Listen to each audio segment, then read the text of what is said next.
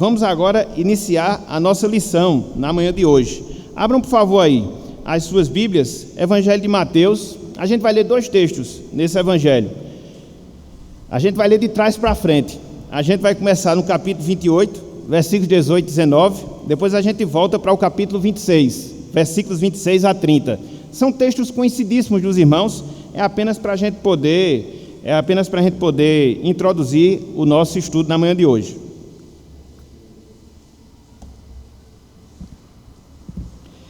Mateus capítulo 28, versículos 18 e 19. Assentados como os irmãos estão.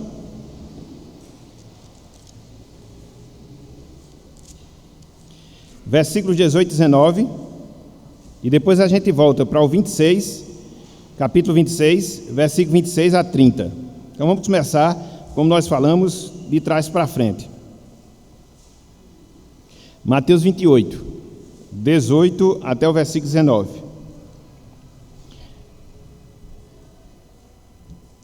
Diz o seguinte: meus irmãos, meus amigos, a palavra do Senhor. Jesus, aproximando-se, falou-lhes dizendo: toda a autoridade me foi dada no céu e na terra. Ide, portanto, fazei discípulos de todas as nações, batizando-os em nome do Pai, e do Filho e do Espírito Santo. Voltem agora, Mateus 26, versículos 26 até o versículo número 30. Mateus 26, versículos 26 até o versículo 30.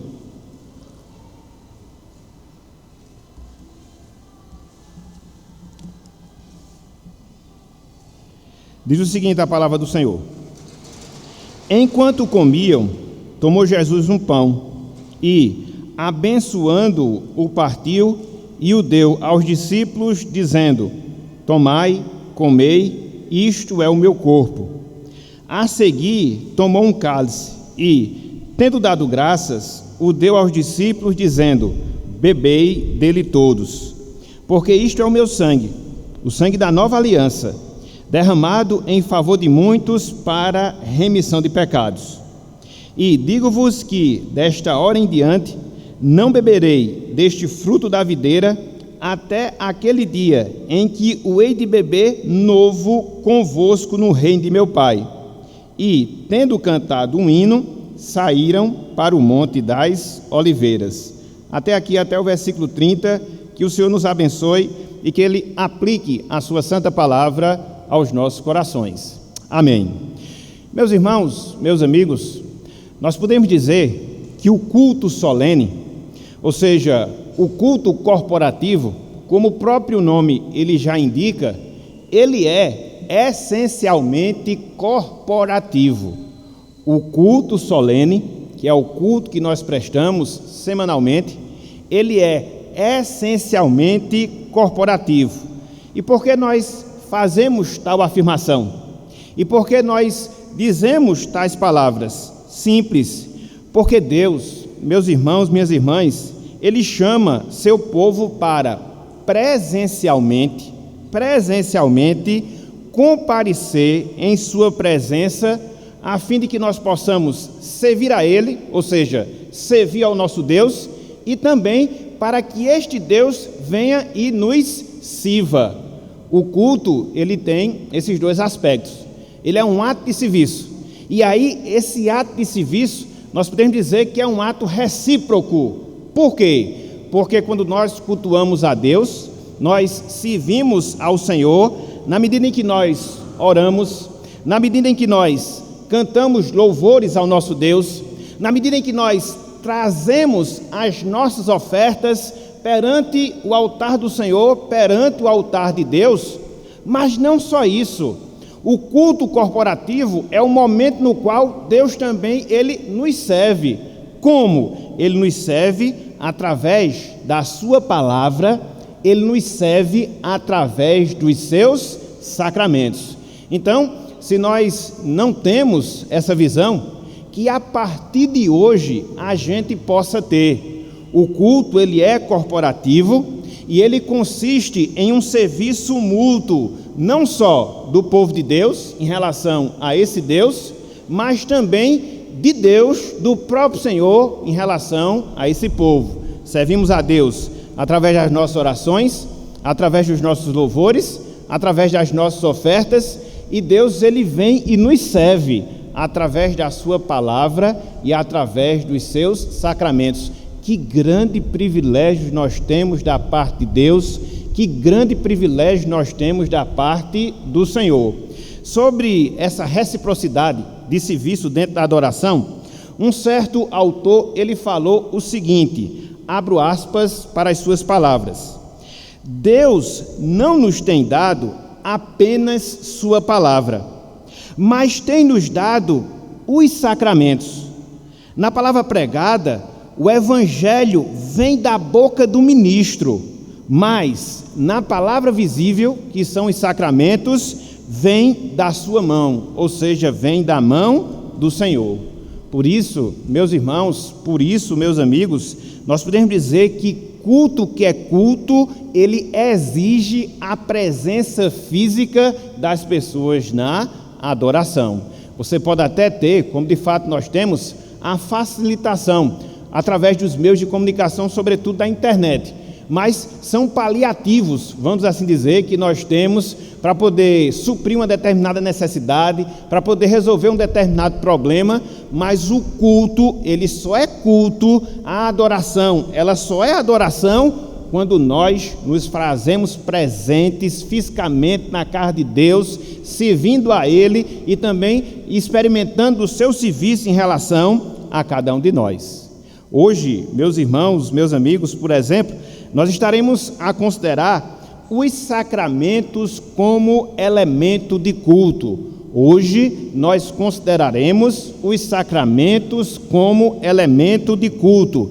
Além de ser um grande privilégio podermos participar dos sacramentos na adoração pública, nós vamos ver que esses sacramentos, ele é, ou se constitui, melhor dizendo, em parte essencial na adoração.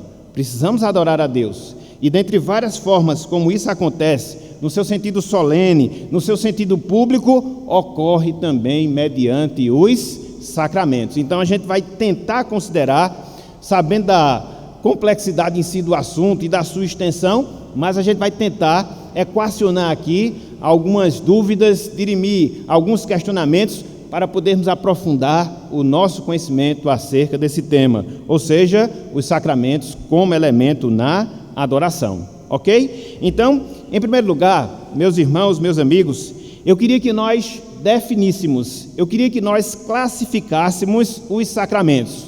O primeiro ponto do nosso estudo é definição e classificação dos sacramentos. Definição e classificação dos sacramentos. Antes de nós adentrarmos no assunto dos sacramentos propriamente dito, como elemento de culto, como elemento de adoração, nós precisamos entender o que é um sacramento. É difícil você falar sobre a presença dos sacramentos na adoração sem que antes você possa mostrar, sem que antes você possa esclarecer o que é um sacramento, de fato. O que é um sacramento de verdade? E aqui nós trouxemos uma definição de várias que são expostas por aí, a mais simples possível para que nós possamos entender melhor acerca desse tema.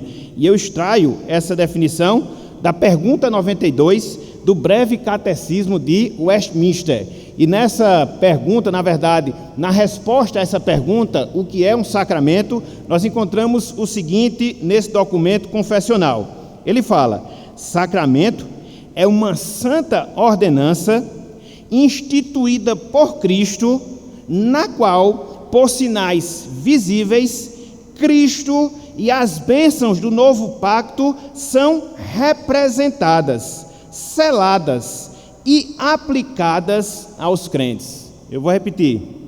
Um sacramento é uma santa ordenança instituída por Cristo, na qual, por sinais visíveis, Cristo e as bênçãos do novo pacto são representadas, seladas e aplicadas aos crentes.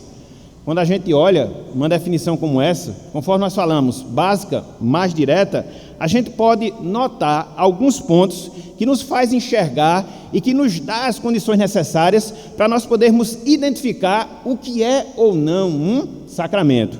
Então, quais são os pontos que a gente pode extrair aqui dessa definição? Em primeiro lugar, os sacramentos, meus irmãos, meus amigos, eles envolvem uma santa ordenança dada por Cristo.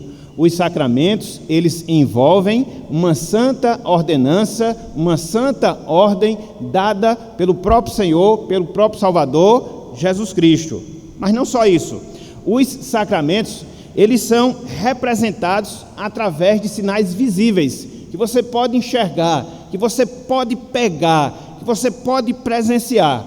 É como acontece no batismo em relação à água que nós aplicamos, é como acontece com a ceia, onde nós usamos o pão e também o vinho. Então são representações visíveis, que você pode enxergar, que você pode pegar. Mas não só isso, os sacramentos, eles garantem e aplicam bênçãos espirituais aos crentes, bênçãos espirituais aos salvos. Os sacramentos, eles têm, vamos assim dizer, essa capacidade. Quando participados de maneira correta, quando feito com fé realmente genuína, os sacramentos produzem esse efeito para nós. Eles nos garantem e também aplicam bênçãos espirituais, as quais nós temos necessidade ao longo da nossa caminhada cristã aqui na terra. Então, são algumas observações, pelo menos gerais, algumas observações, pelo menos abrangentes, do que seja o sacramento, ou do que sejam os sacramentos. Nesse sentido, meus irmãos, meus amigos, nós vemos apenas 2 sacramentos sendo ensinados no Novo Testamento. Nesse sentido, nós vemos apenas 2 sacramentos sendo ensinados no Novo Testamento. E quais são? Batismo e Santa Ceia do Senhor. Batismo e Santa Ceia do Senhor. Nesse sentido, a gente difere. E difere muito, mas muito mesmo, da Igreja Romana, que além de ter esses 2 sacramentos, eles adicionam mais 5 ordenanças, formando um total de 7 ordenanças, e que a gente vê que não vai ter base escriturística. Por exemplo, na Igreja Romana, a confirmação, ela é um sacramento, quando você faz ali o que eles chamam de primeira comunhão. Na Igreja Romana, o matrimônio, ele é um sacramento, quando você se casa. Nesse caso, os padres, eles infelizmente não podem fazer uso desse sacramento. Na Igreja Romana, a ordenação é também um sacramento. Nesse caso, somente os padres podem desfrutar desse privilégio, os demais fiéis também não. A penitência é um outro sacramento. A extrema-unção, que é aquela cerimônia antes da morte, para abrir caminho para a salvação, também é um sacramento. Então, a Igreja Romana defende essa questão da doutrina dos sacramentos, sim, mas de maneira equivocada. Por quê? Aumenta 5 sacramentos que não foram ordenados por Cristo, que não são representados por nenhum dos elementos visíveis e que também não garantem nem aplicam bênçãos espirituais para as nossas vidas. Foi por isso que eu coloquei, essas 3 regrinhas para você poder identificar um sacramento. Ele tem que ser uma santa ordenança, ou seja, um santo mandamento de Cristo. Ele tem que ter uma representação visível e ele garante e aplica as bênçãos espirituais. Se você aplicar esses mesmos princípios a esses outros sacramentos que são defendidos pela Igreja Romana, vocês vão perceber que isso não se encaixa. Então, nós vemos aqui, meus irmãos, meus amigos, que nós temos uma forma. Na verdade, nós temos uma das formas, uma das maneiras, através das quais a gente pode reconhecer a igreja verdadeira da igreja falsa. O que é uma igreja verdadeira? É uma igreja que enxerga, que entende corretamente o uso dos sacramentos e também aplica devidamente esses sacramentos na vida do seu povo, na vida dos seus fiéis. Essa foi um critério, melhor dizendo, adotado desde os primeiros anos ali da Reforma Protestante, e que servia para balizar aquilo que era uma igreja verdadeira de uma igreja falsa, ou seja, a ministração correta dos sacramentos, a pregação genuína da palavra e também a disciplina aplicada aos membros. Então, eram 3 marcas ali determinadas pelos reformadores que você podia avaliar o que era uma igreja verdadeira do que seja uma igreja falsa. E essas mesmas marcas, elas podem ser adotadas hoje, para que você possa averiguar e concluir o que é ou não uma igreja verdadeira, o que é ou não a verdadeira igreja de Cristo aqui na terra. Então, quando a gente fala sobre os sacramentos, conforme nós estamos falando na manhã de hoje, de certa forma, a gente está abrindo a nossa mente para essa perspectiva, ou seja, como a gente pode reconhecer também uma igreja verdadeira, através do seu entendimento, através da sua prática, quanto à questão dos sacramentos. Então, em primeiro lugar, o que é que nós queríamos fazer? Queríamos fazer justamente isso, ou seja, definir e classificar os sacramentos. Mas não só isso.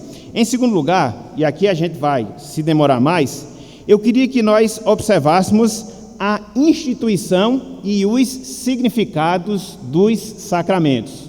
A instituição e os significados dos sacramentos. Quando foi e por quem foi que eles começaram a existir e o que é que os sacramentos significam para cada um de nós, razão pela qual eles devem obrigatoriamente ser inseridos dentro do ambiente de adoração pública que nós prestamos a Deus. Então, quando nós olhamos, meus irmãos, meus amigos, os evangelhos, nós percebemos que os evangelhos, eles são ricos, na verdade, eles são riquíssimos em nos apresentar Cristo instituindo apenas esses dois sacramentos que nós estamos a destacar, ou seja, o batismo e a Santa Ceia do Senhor. E quando a gente se detém em pensar o que significa cada um desses sacramentos, a gente percebe a sua profundidade, a gente percebe a sua preciosidade para cada um de nós. Então vamos começar pelo primeiro, vamos começar pelo batismo. Voltem mais uma vez as suas Bíblias lá para Mateus capítulo 28. Abram aí, por favor, mais uma vez, versículos 18 e 19.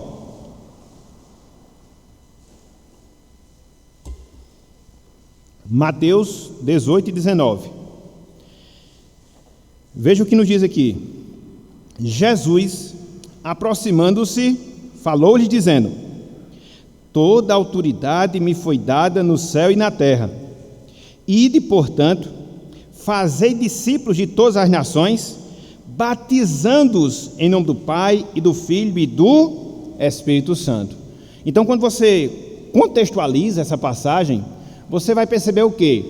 Que foram as últimas ordens dadas por Cristo antes da sua ascensão, antes da sua subida aos céus. Na verdade, em termos de ordem, aqui você só tem uma, né? Qual é? De você fazer discípulos. De todos esses verbos que nós temos aqui, o único que está no imperativo é a ordem que Cristo faz para que nós façamos discípulos. Mas essa ordem, ela é reforçada com alguns gerúndios. E por isso você observa, conforme Cristo diz, indo, conforme Cristo disse, ensinando e também batizando. Então, Cristo aqui está se dirigindo aos discípulos, Cristo aqui está se dirigindo à liderança da sua igreja, está dando essa ordem que envolve justamente o quê? A prática do batismo. E aí quando você observa, sobretudo no livro de Atos dos Apóstolos, que é o nascedouro e a expansão da igreja, você vai encontrar em vários momentos, você vai encontrar em várias passagens a prática do batismo sendo adotada em relação aos cristãos. Vejamos o primeiro momento. Abram aí, por favor, Atos capítulo 2.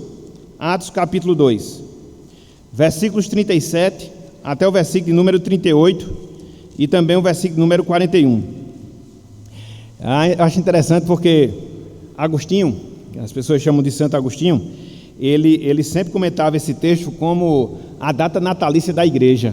Por quê? Porque foi aqui que a igreja começou. E logo na sua origem, o que é que a igreja faz? Ela batiza. Quem? Os crentes, os salvos.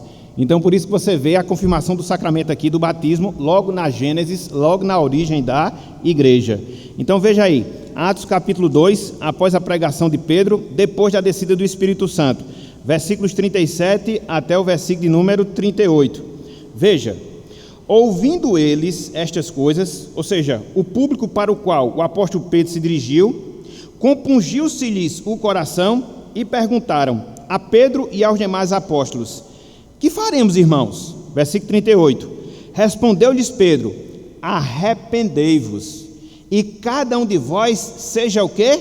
Batizado em nome de Jesus Cristo para a remissão dos vossos pecados e recebereis o dom do Espírito Santo. Versículo 41. Então, os que lhe aceitaram a palavra foram batizados, havendo um acréscimo naquele dia de quase 3.000 pessoas. Então, o que Cristo falou em Mateus 28 se cumpre aqui. A sua ordem é cumprida. O seu mandamento ele é aceito e ele é praticado na forma de sacramento, na forma de uma santa ordenança, ou seja, o batismo. E aí, se você for olhar Atos 8, 12 a 13, Atos 8, 35 a 36, Atos 10, 47 a 48, Atos 16, 14 a 15, Atos 19, versículo 5 e tantos outros textos de Atos, você vai ver a mesma postura, a mesma atitude, ou seja, a prática do sacramento. E aí, quando você vai, após o livro de Atos dos Apóstolos, já como igreja instituída, você observa que essa prática também, ela perdurou dentro da postura dos apóstolos. Veja, por exemplo, o que Paulo fala dela, lá na sua primeira carta aos Coríntios, capítulo 1. Abram, por favor, 1 aos Coríntios, capítulo 1. Os outros textos, se vocês depois quiserem o material, vocês vão ver. É só para a gente poder andar um pouco. 1 aos Coríntios 1, 14, 16. Aqui, de certa forma, é uma repreensão que Paulo está fazendo, mas é dentro desse contexto de batismo, né, como uma prática da igreja. Infelizmente, a igreja de Corinto era uma igreja partidarizada, né? Existia o partido de Pedro, o partido de Paulo, o partido de Apolo, e o pior que tinha, que era o partido de Cristo, que é aqueles que se achavam mais espirituais. Então, Paulo aqui ele começa a mostrar o equívoco desse pensamento, e aqui ele faz uso de uma questão real quanto à questão do batismo. Olha só, 1 Coríntios capítulo 1, versículos 14 até o versículo 16. Paulo fala: dou graças a Deus, porque nenhum de vós batizei, exceto Crispo e Gaio, para que ninguém diga que fostes batizados em meu nome. Batizei também a casa de Estéfanas, além destes, não me lembro se batizei algum outro. Então, o que é que isso mostra? O batismo continuou sendo uma prática. Infelizmente, alguns, usando isso como uma forma de criar partidos dentro da igreja, fui batizado por fulano, cicrano e beltrano. Paulo disse: eu gosto porque eu não batizei muita gente não, até porque as pessoas não devem ficar se arrogando no fato de terem sido batizadas por mim. Isso não é relevante. O que é relevante é o quê? É o batismo em si. É quando você faz com consciência, é quando você faz seguindo as normas das Escrituras. Não importa quem está fazendo, uma vez que seja o ministro ordenado, não tem nenhum problema quem venha fazer. O importante é que ele venha a acontecer. Então, sobre o batismo, eu também queria colocar aqui uma definição bem interessante, e mais uma vez eu vou fazer uso do breve catecismo do Westminster na resposta de número 94, que ele define o que é um batismo. E ele fala o seguinte, abro aspas: o batismo é o sacramento no qual o lavar com água em nome do Pai, do Filho e do Espírito Santo significa e sela a nossa união com Cristo, a participação das bênçãos do pacto da graça e o nosso compromisso de pertencermos ao Senhor. Que palavras maravilhosas, que palavras belas. Eu gosto disso, meus irmãos. Eu gosto da doutrina, daquela coisa exposta, aquela coisa bem colocada. E essa definição de batismo, ela é fantástica. É um sacramento, ou é o sacramento, no qual o lavar com água em nome do Pai, do Filho e do Espírito Santo significa a nossa união com Cristo, a participação das bênçãos do pacto da graça e nosso compromisso de pertencermos ao Senhor. Então, quando você olha uma definição como essa, você aprende pelo menos 2 significados que estão diretamente relacionados ao batismo. Por isso nós devemos praticá-lo. 2 significados que estão diretamente relacionados ao batismo, que nós devemos praticá-lo na adoração pública. Então, o que é que o batismo significa? Significa o selo de quê? Da nossa união com Cristo. Essa união já se deu no sentido espiritual quando nós nos convertemos? Sim. Mas ela precisa se tornar algo público, ela precisa se tornar algo notório. É por isso que nós nos batizamos, para que nós testemunhemos a tudo e a todos que hoje nós estamos em união, que hoje nós estamos em comunhão com o Senhor. E como é que nós selamos essa realidade? A gente sela justamente através do batismo, quando a água é aplicada, ela escorre da nossa cabeça para os nossos corpos, mostrando agora, repito, a tudo e a todos que nós pertencemos ao Senhor. Estamos unidos e unidos a Ele. Veja o que Paulo fala lá em Romanos capítulo 6. Abram aí, por favor. Romanos capítulo 6, versículos 3 e 5. Veja o batismo como um demonstrativo da nossa união com Cristo. Por isso que nós devemos nos batizar. Você pode perguntar, o batismo salva? Não, o ladrão na cruz foi salvo sem se batizar. Mas, como dizia pastor Armando, nem todo mundo vai morrer depois de alguns instantes como morreu o ladrão na cruz. Foi por isso que ele não se batizou. Então, usar esse tipo de argumento para você fugir ao batismo é um tanto quanto infantil, por não dizer desonestidade bíblica e intelectual, entendeu? Você observa lá que no caso do ladrão na cruz não deu nem tempo. Ele se converteu, como eu gosto de dizer, aos 45 do segundo, então não deu tempo dele ser batizado. Mas essa não é a norma, essa não é a regra. A regra é que, quando você se converte, para que você cele a sua união com o Senhor, você venha se batizar, você venha se submeter ao sacramento do batismo. Por quê? Ele indica agora que você está em união, em comunhão com o Senhor. Olha só o que Paulo fala em Romanos 6, versículos 3 até o versículo número 5. Romanos 6, 3 até o versículo número 5. Diz o seguinte: ou porventura ignorais, que todos nós que fomos batizados em Cristo, fomos batizados na sua morte. Paulo pergunta: fomos, pois, sepultados com ele na morte pelo batismo, para que, como Cristo foi ressuscitado dentre os mortos, pela glória do Pai, assim também andemos nós em novidade de vida. Veja que você está unido à morte de Cristo, veja que você está unido ao sepultamento de Cristo, veja que você está unido à nova vida em Cristo por causa do batismo. Mas é tudo isso? Deus assim determinou. E quem sou eu para questionar? Então, existe justamente essa realidade. Versículo 5. Porque, se fomos unidos com Ele na semelhança da sua morte, certamente o seremos também na semelhança da sua ressurreição. Verso 6. Sabendo isto, que foi crucificado com Ele o nosso velho homem, para que o corpo do pecado seja destruído, e não sirvamos o pecado como escravos. Então morremos para o pecado, vivemos para Deus. E o que comprova esse fato, no sentido visível? O sacramento do batismo. Olha só a coisa maravilhosa, olha só a coisa interessante. Vamos um pouco mais adiante. Gálatas capítulo 3. Gálatas capítulo 3. Eu tirei algumas outras coisas para mostrar nesses versos, mas aí o tempo não daria. Então eu vou pelo menos sintetizando aqui uns ensinos, depois quem sabe a gente pode aprofundar mais num outro momento. Gálatas capítulo 3, versículos 26 e 27. Mais uma vez o batismo selando a nossa união com Cristo. O batismo selando a nossa união com Cristo. Veja o que diz aqui, ó, versículo 26 e também o versículo 27.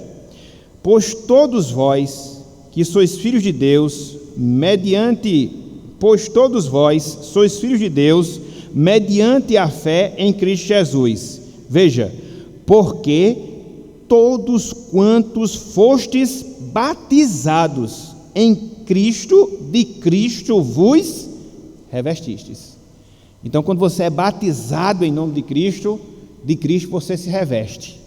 É a simbologia desse revestimento. Isso marca a sua união com Cristo. Você agora está desfrutando de comunhão com o Salvador. Publicamente, essa realidade agora é uma verdade na sua vida. Então, quando a gente olha para um batismo, quando a gente participa de um batismo, é essa perspectiva que nós devemos ter em relação a ele. Nós estamos selando a nossa comunhão com o Senhor. Não estamos mais sós. Cristo está conosco. E aquela promessa que ele finalizou, o Evangelho de Mateus, é uma realidade da nossa vida. Eis que estou convosco todos os dias até a consumação dos séculos. Então isso está atrelado ao sacramento do batismo. Mas não só isso. Em segundo lugar, o batismo, ele representa a nossa entrada na igreja visível. O batismo, ele representa a nossa entrada na igreja visível. Na igreja de Cristo que a gente consegue enxergar. Na igreja de Cristo que a gente consegue ver. No sentido espiritual, quando você é convertido, você já faz parte da igreja de Cristo. Mas só que, sob o ponto de vista humano, você não consegue identificar quem de fato é a igreja de Cristo ou não. Por quê? Muitas vezes você lida com determinadas pessoas que passam anos na igreja. E aí, num dado momento, depois de ter participado do sacramento do batismo, depois de continuamente participar da celebração da Santa Ceia, depois de fazer muitas coisas em prol da obra do Senhor, aquela pessoa se afasta dos caminhos do Senhor. Então, isso é um testemunho que ele não fazia parte da igreja invisível. Fez parte da igreja visível, mas por um tempo isso ficou confirmado que não era uma realidade. Mas o batismo, ele tem essa capacidade. Ele representa a nossa entrada na igreja de Cristo. Nós devemos perseverar para que de fato a salvação venha a ser consumada na nossa vida. O plano de Deus, como de fato vai ser, ele venha a ser consumado no nosso viver. Abram aí, 1 Coríntios capítulo 12. 1 Coríntios capítulo 12. Veja aí o batismo como sendo isso. Sendo o quê? A nossa entrada na igreja visível de Cristo. Você agora é povo de Deus, povo da aliança, a nova aliança. Que coisa maravilhosa, é o batismo que indica isso. É a concretização externa de algo interno que aconteceu na sua vida. Veja, versículo 13 de 1 Coríntios capítulo 12. Pois, em um só Espírito, todos nós fomos batizados aonde? Em um corpo, porque Paulo está fazendo a comparação da igreja como um corpo. Quer judeus, quer gregos, quer escravos, quer livres, e a todos nós foi dado beber de um só Espírito. Então o batismo abre, ele nos introduz na igreja, e veja que essa igreja é uma igreja internacional, composta por judeus, composta por gregos, por escravos, por livres, não tem distinção. O batismo é que indica esse fato, o batismo é que indica essa realidade. Então, pelo menos dois significados que envolvem o batismo. Ele sela a nossa união com Cristo, ele representa a nossa entrada na igreja invisível. Mas vamos falar agora um pouco sobre a Santa Ceia. Voltem, por favor, lá para Mateus capítulo 26.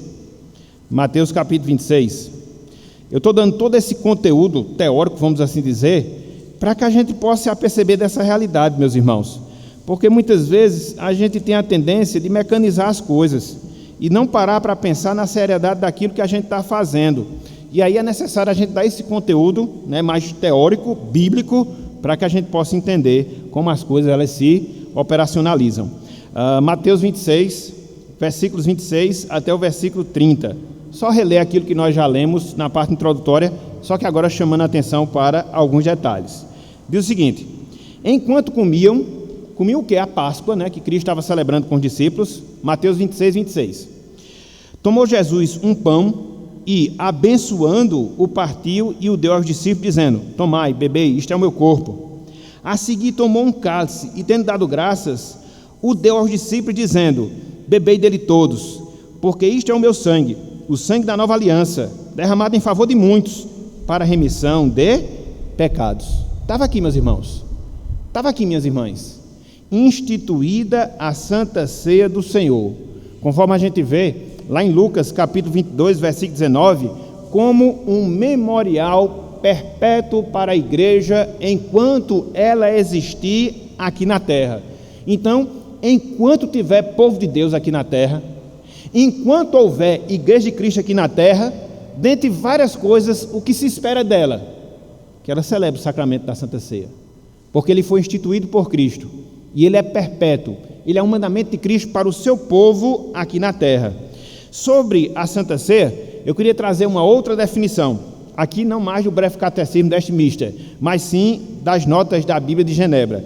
Ela fala o seguinte, em relação à Santa Ceia: é um ato de culto que tem forma de uma refeição cerimonial, na qual os servos de Cristo participam do pão e do vinho, para comemorar a morte de Cristo e celebrar o novo relacionamento da aliança que eles desfrutam com Deus. Olha também que coisa fantástica. Toda vez que a gente se reúne para participar da Santa Ceia do Senhor, nós estamos comemorando a morte de Cristo. Nós estamos celebrando a nossa relação com Cristo, vinda através do batismo. É por isso que somente os batizados podem participar da Santa Ceia. No batismo, ele testifica a sua união com Cristo. Através da Santa Ceia, ele relembra esse novo relacionamento que ele tem com Cristo. Então, os dois sacramentos, eles estão conectados. O sacramento do batismo com o sacramento da Santa Ceia. Você só pode participar do segundo se tiver passado pelo primeiro, porque senão você vai perverter completamente a ordem determinada por Deus, a ordem determinada pelo Senhor. E é interessante, meus irmãos, meus amigos, que quando a gente trabalha sobre essa questão da Santa Ceia, a gente precisa destacar alguns erros, a gente precisa destacar alguns equívocos que infelizmente são propagados em relação a esse assunto. O primeiro deles, que há uma transformação completa da substância do pão e do vinho dentro da celebração do sacramento da Santa Ceia, que é o que nós chamamos de transubstanciação, que é aquilo que a Igreja Romana defende. Quando o sacerdote levanta lá o pão, quando o sacerdote levanta lá o cálice do vinho, abençoa, subiu o pão, subiu o vinho, mas quando desceu não, desceu o corpo e o sangue real de Jesus Cristo. Pense num absurdo, pense num absurdo. Então, é um equívoco que se trata quanto a essa questão desse assunto. Um outro equívoco é que há uma presença real e física de Cristo nos elementos. Ou seja, os elementos eles não se transformam no corpo e no sangue de Cristo, mas Cristo está presente com e em naqueles elementos. É o que nós chamamos de consubstanciação, que é a doutrina que é defendida sobretudo pela Igreja Luterana. E há também um terceiro equívoco em relação a esse assunto, que vê como uma mera representação os elementos. Tanto faz, é apenas pão, é apenas vinho, não tem nada de misterioso, não tem nada de sagrado, não tem nada de relevante naqueles elementos, é apenas um memorial. É um outro equívoco. Então você vai de um lado para outro, você vai vendo os erros que se afastam completamente do ensino da palavra, seja a transubstanciação, defendida pela Igreja Romana, seja a consubstanciação, defendida pela Igreja Luterana, seja ver a ceia do Senhor apenas como memorial, como faziam alguns reformados. Não, todos esses três posicionamentos eles estão errados.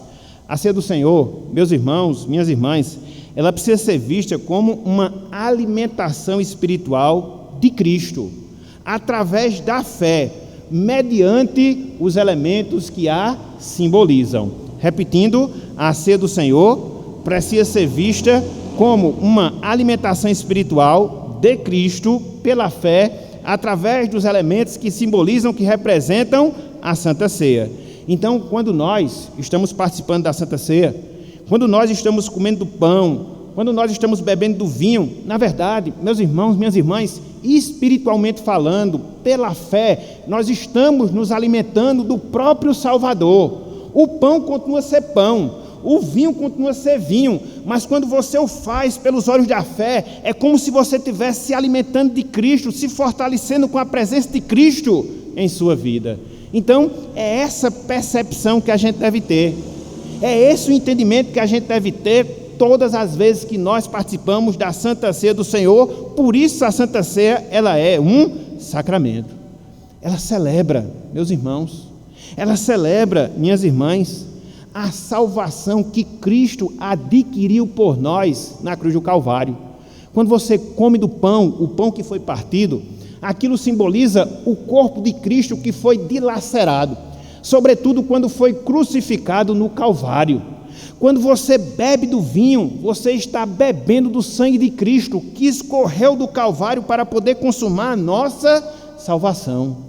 Então, isso não é coisa de só menos, isso não é coisa sem importância, na verdade faz parte de um dos centros da nossa religião. Quando você participa da Santa Ceia, você está participando de Cristo. Quando você participa da Santa Ceia, você aprofunda a sua comunhão com Cristo. Quando você participa da Santa Ceia, você está tendo mais de Cristo na sua vida. O contrário também é verdade. O contrário também é verdade. Se você se afasta da Santa Ceia, você está se afastando de Cristo. Se você perde a comunhão da Santa Ceia, você está perdendo a comunhão com Cristo. Você está andando segundo os seus pecados, as suas falhas. Isso vai ter uma consequência séria lá na frente. Veja o que Cristo fala. Abram aí, João capítulo 6. João capítulo 6.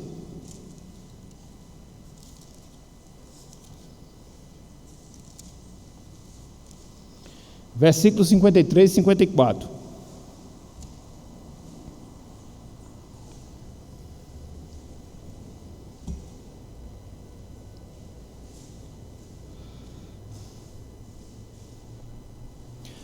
João 6, 53 a 54.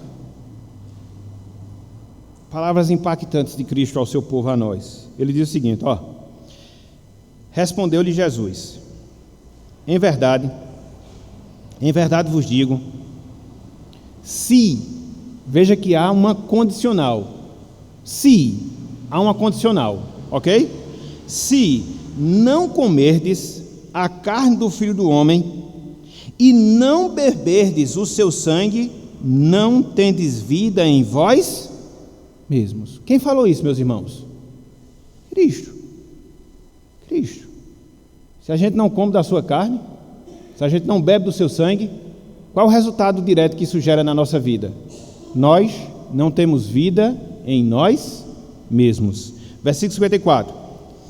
Quem comer a minha carne e beber o meu sangue tem a vida eterna, e eu o ressuscitarei no último dia. Veja que é o contrário.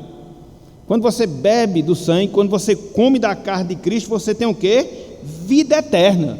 É o oposto, é uma realidade totalmente diferente. Então, quando você participa da Santa Ceia, você está celebrando isso, a morte de Cristo, o sacrifício, através dos elementos que a representam, tanto o pão como também o vinho, corpo e sangue de Cristo, e assim você vai se nutrindo para que possa ter assim vida eterna. Não só isso, a Santa Ceia, ela indica a nossa comunhão com Cristo e com o povo de Cristo. A Santa Ceia, ela indica a nossa comunhão com Cristo e com o povo de Cristo. Abram aí, 1 Coríntios capítulo 10. É uma comunhão nas duas esferas. Comunhão vertical, que a gente chama, que é a comunhão que nós temos com Deus, e também uma comunhão horizontal, que é uma comunhão que nós temos uns com os outros. E ela forma o quê? Uma cruz. Comunhão vertical com Deus, comunhão horizontal, que nós temos uns com os outros, que fazemos parte da igreja de Deus. A Santa Ceia simboliza isso. Por isso que a gente chama de comunhão, né? Um momento de comunhão. Às vezes a gente fala, mas não pensa, né? Que é comunhão no sentido da sua relação com Deus, comunhão no sentido da sua relação com os demais irmãos. Olha o que Paulo fala aí, Romanos capítulo 10, versículos 16 e 17. 1 Coríntios, desculpem, capítulo 10, não é Romanos não, desculpem, versículos 16 e 17.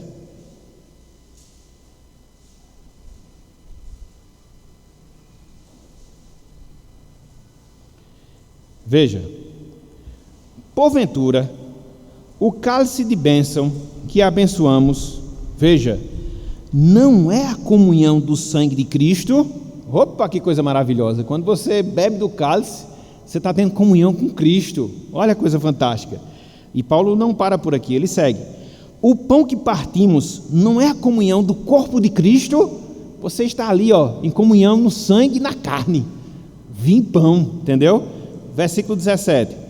Porque nós, embora muitos, somos unicamente um pão, um só corpo, porque todos participamos do único pão.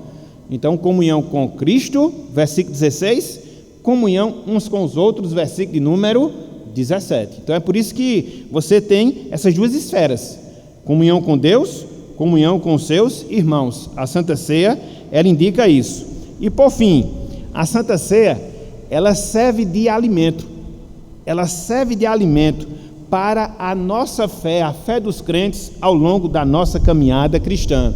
A Santa Ceia, ela serve de alimento para a nossa fé ao longo da nossa caminhada cristã aqui na terra. Voltem mais uma vez, lá para João, capítulo 6, versículo 57.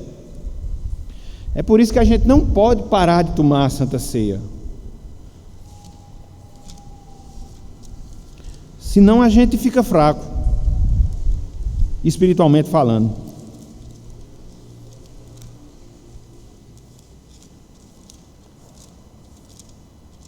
João 6,57.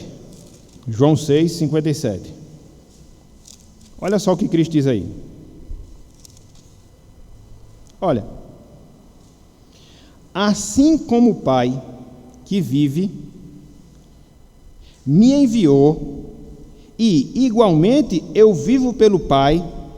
Preste atenção nessa pazinha final do versículo 57. Ela arremata essa ideia que nós estamos transmitindo. Também quem de mim se alimenta, por mim viverá. Quem se alimenta de Cristo, vive por Cristo, porque a vida de Cristo está atrelada à vida de Deus.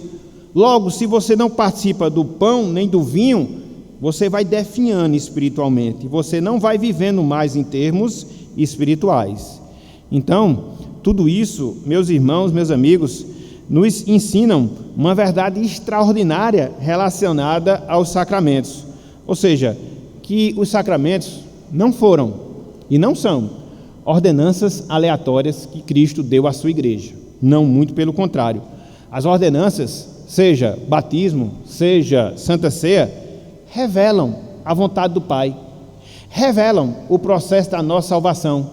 E elas estão intrinsecamente ligadas a todo o nosso processo redentivo, de forma que quando você olha para o batismo, quando você olha para a Santa Ceia, você se lembra, você aprofunda ainda mais o seu conhecimento acerca da sua salvação.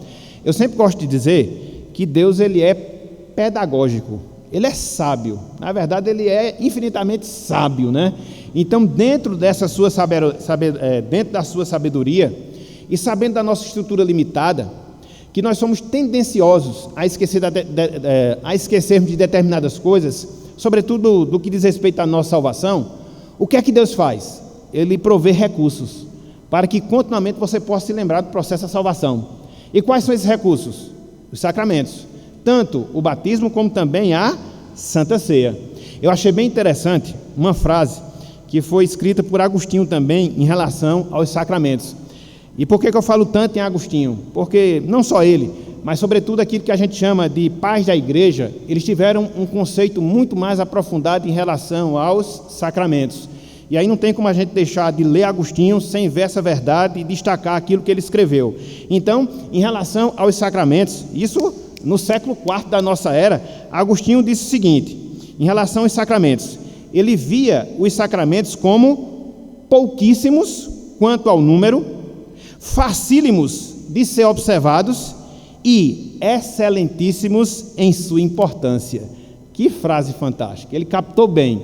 Ele disse, os sacramentos, eles são pouquíssimos quanto ao número, facílimos de serem observados e excelentíssimos em sua importância.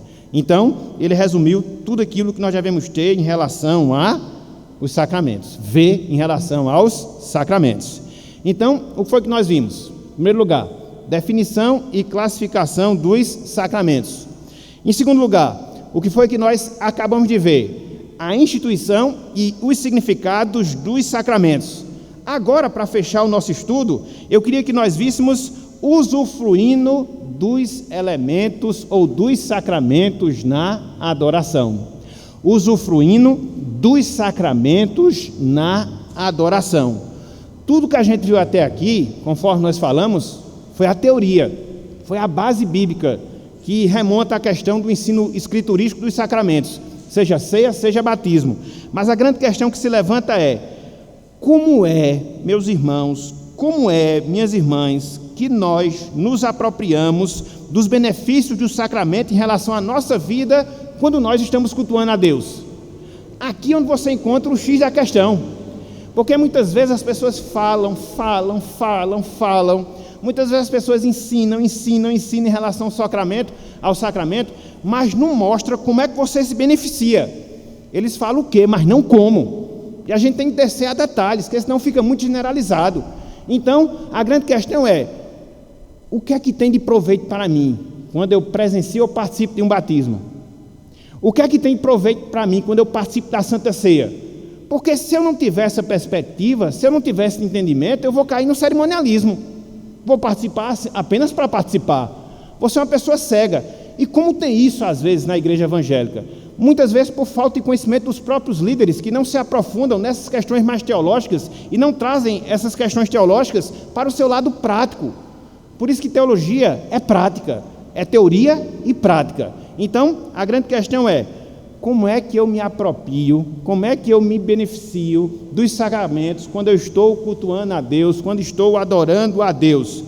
Em primeiro lugar, vamos tratar em relação ao batismo. Em primeiro lugar, vamos tratar em relação ao batismo. Então, o batismo, meus irmãos, minhas irmãs, ele nos traz bênção quando nós recebemos o batismo ou quando nós participamos do batismo, em primeiro lugar, considerando os seus privilégios e os seus benefícios.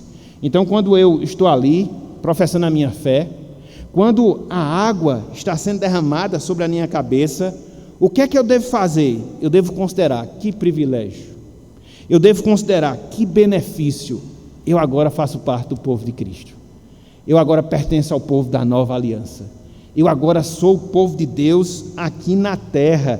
Isso é fundamental, não só no momento em que nós somos batizados, mas isso é fundamental, sobretudo, ao longo da nossa carreira cristã, porque muitas vezes, e todos nós sabemos disso, passamos por tentações, passamos por fraquezas espirituais, muitas vezes nós somos solapados pelas circunstâncias da vida, que afracam a nossa fé, e vem a voz do diabo na nossa mente: abandona, abandona, abandona, deixa esse caminho. Então o que é que eu devo fazer? Não, eu devo trazer a minha mente, um dia eu selei a minha fé, através do batismo, um dia eu me introduzi no povo de Deus, eu agora faço parte do povo do Senhor, as suas bênçãos estão em mim, e Ele vai me suprir, para que eu possa ser fortalecido, e seguir até o fim, na nossa caminhada cristã.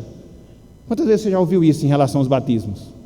Porque muitas vezes a gente vê apenas como uma cerimônia, e tem gente que chora, que faz aquele negócio todinho, e não pensa naquilo que é de fato, não pensa nas suas implicações, e a gente precisa ter uma mente mais alargada em relação a isso, porque senão a gente fica com um pensamento muito estreito.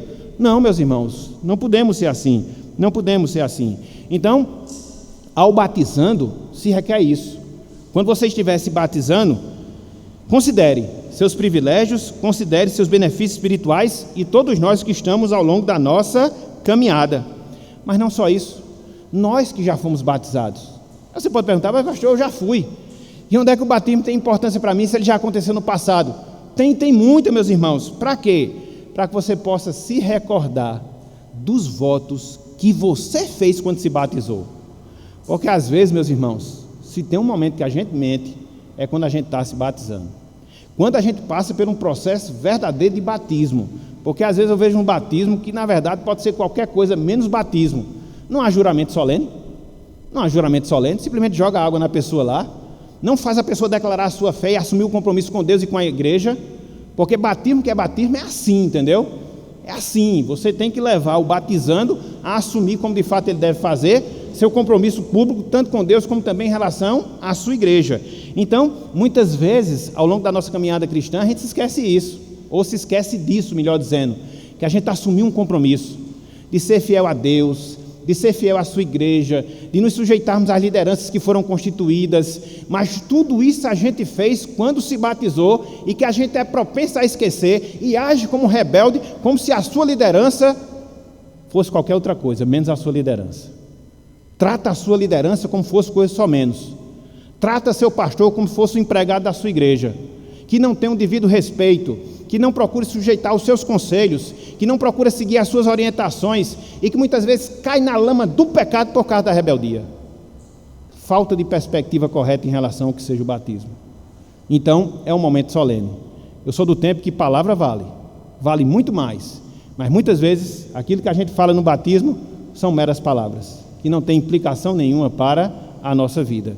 Por isso a igreja está do jeito que ela está, ok? Então a gente deve recordar, mas não só isso, nós que já fomos batizados devemos renovar os nossos votos. Não acontece isso nos casamentos, né? Depois que passa 5, 10, 15, 20, 30, 50 anos, sempre há aquelas cerimônias de renovação dos votos. Cada cerimônia de batismo que você presencia é uma oportunidade para você fazer isso, renovar seus votos com o Senhor, renovar a sua fidelidade com Deus, renovar o seu compromisso com o Senhor. Então, veja que o batismo não serve apenas para quem está sendo batizado. O batismo serve para toda a congregação, inclusive para aqueles que já foram batizados. Aí você tem um sacramento como você deve ter. Aí você se apropria positivamente do sacramento. Aí você se enriquece com o sacramento e não vê como algo estanque ali na sua vida. Então isso muda completamente. E eu quero que a partir de agora a gente mude a nossa mentalidade. Nós vamos ter alguns batismos, se Deus assim permitir, no dia 25 de outubro. Então que a gente possa participar desse momento de culto dentro desta perspectiva. Ok? Em segundo lugar, Santa Ceia. Diferentemente do batismo, a Santa Ceia é um sacramento que continuamente a gente participa, né? Efetivamente falando, que a gente toma do pão, bebe do vinho. E aí, como é que nós nos apropriamos corretamente do batismo? Em primeiro lugar, quando nós nos preparamos corretamente para ele. Como? Fazendo um autoexame da nossa vida e afastando-nos de todo e qualquer pecado que impeça uma maior comunhão com Deus. A gente participa corretamente da Santa Ceia quando a gente faz uma autoavaliação na nossa vida e, feita essa avaliação, constatado pecados, nós confessamos e abandonamos esses pecados nas nossas vidas. Veja o que Paulo diz em 1 Coríntios 11, 28. 1 Coríntios 11, 28.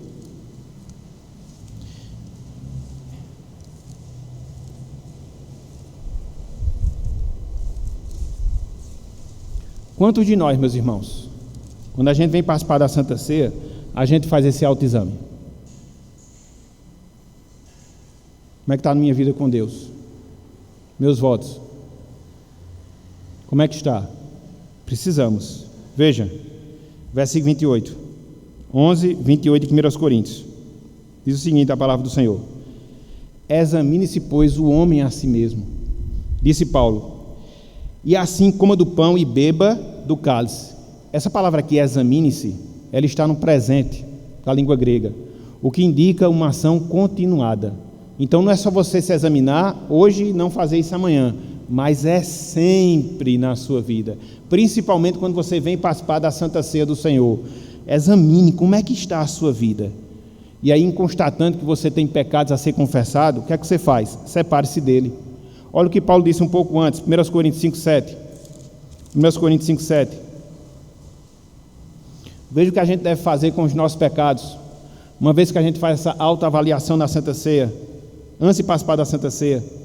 Veja, lançai fora o velho fermento, para que sejais nova massa, como sois, de fato, sem fermento, pois também Cristo, nosso Cordeiro Pascal, foi imolado.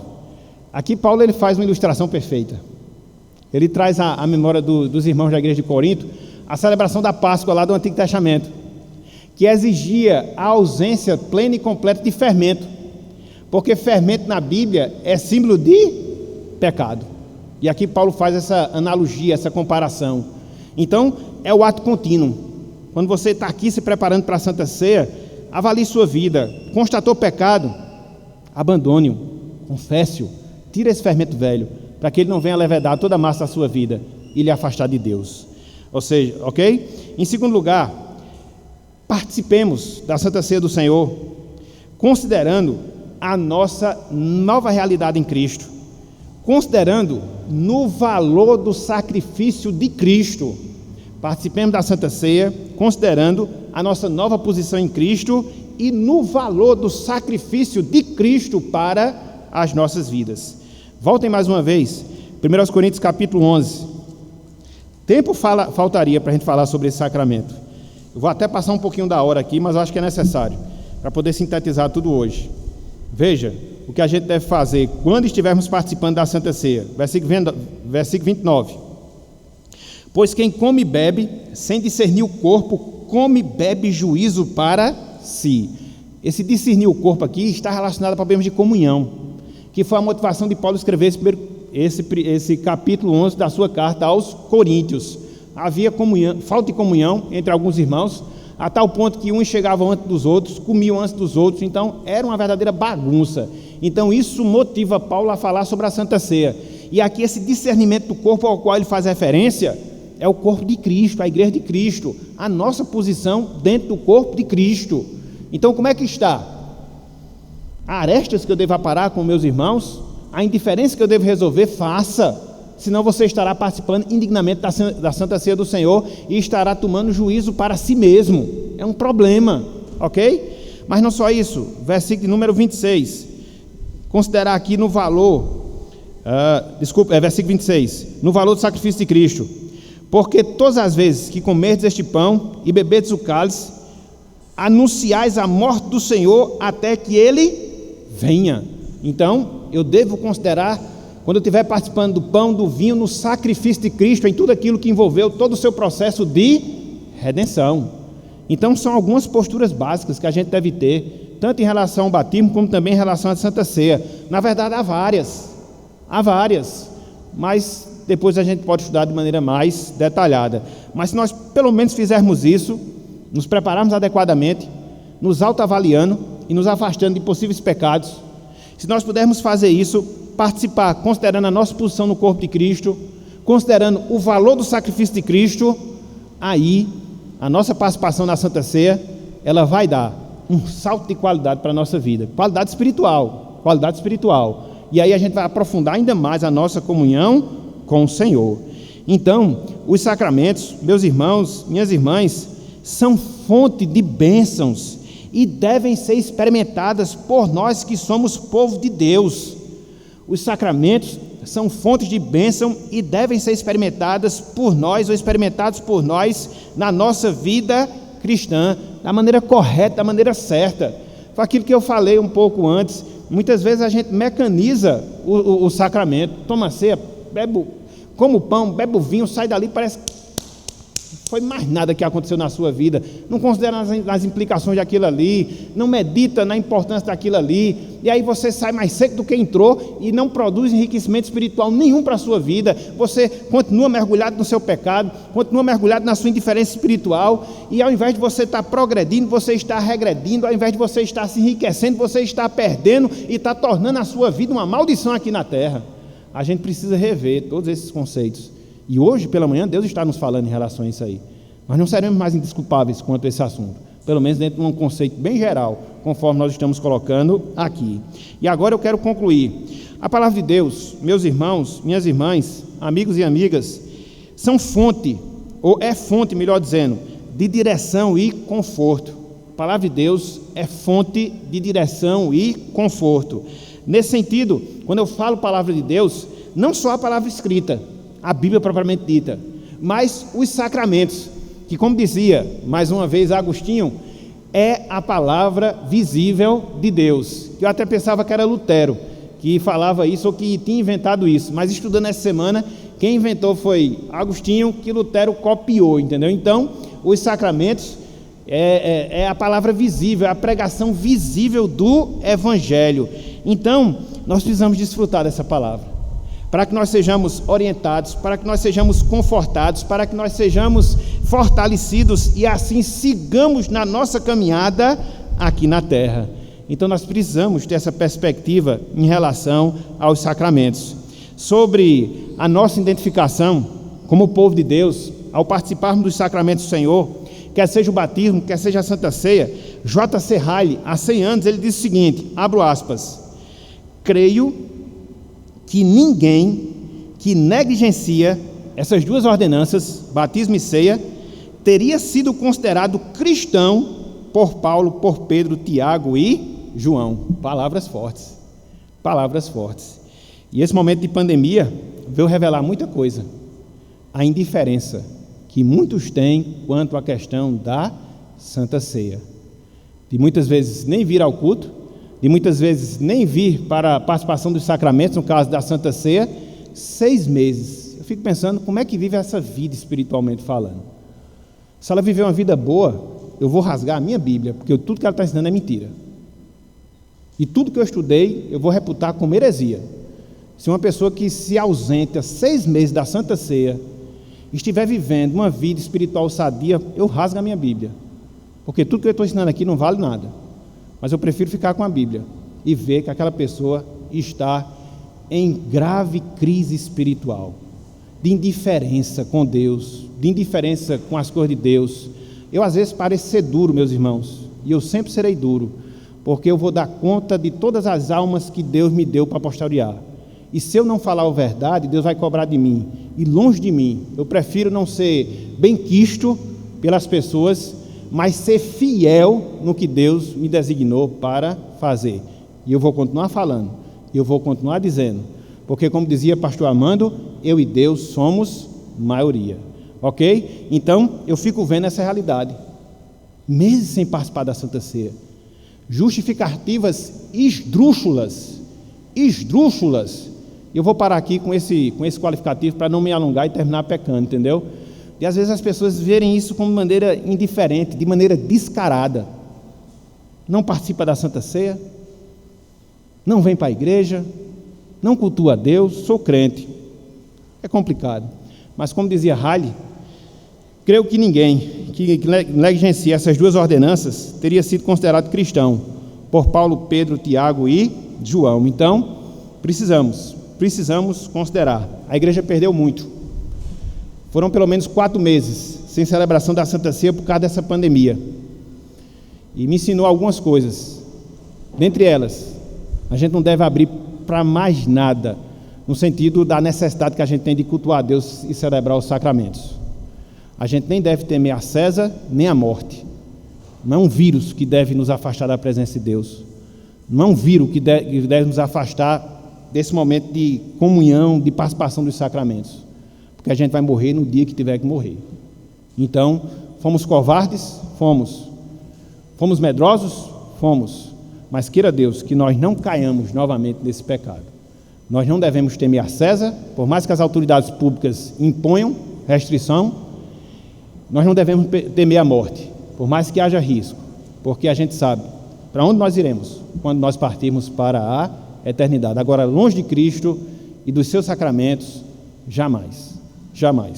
Experimentamos um remédio muito amargo em virtude disso, e a gente não pode voltar atrás, ok? Então, para fechar bem rapidinho, porque eu já estourei meu tempo, o que é que a gente pode aprender como lição para a nossa vida? Veja Cristo, quando estiver participando dos sacramentos, não pegue só o pão, não beba só o vinho, mas contemple o Salvador, o seu Salvador, que através do seu sacrifício que envolveu o seu corpo, que através do seu sacrifício que envolveu o seu sangue, lhe salvou da ruína do pecado. Então, que você tenha essa visão mais abrangente. Veja Cristo, através dos sacramentos. Mas não só isso. Participe correta e dignamente dos sacramentos. Tendo consciência daquilo que a Bíblia ensina e também fazendo de maneira correta, para que todos os benefícios relacionados a esses sacramentos, eles possam ser uma realidade na vida de vocês. Então, meus irmãos, meus amigos, que o Senhor nos abençoe e que Ele aplique a sua santa palavra em nossas vidas, em nossos corações, e que nós tenhamos não só uma visão, mas um comportamento diferente quando nós estivermos adorando a Deus, participando dos seus sacramentos, ou seja, o batismo e a Santa Ceia do Senhor. Que o Senhor nos abençoe. Amém.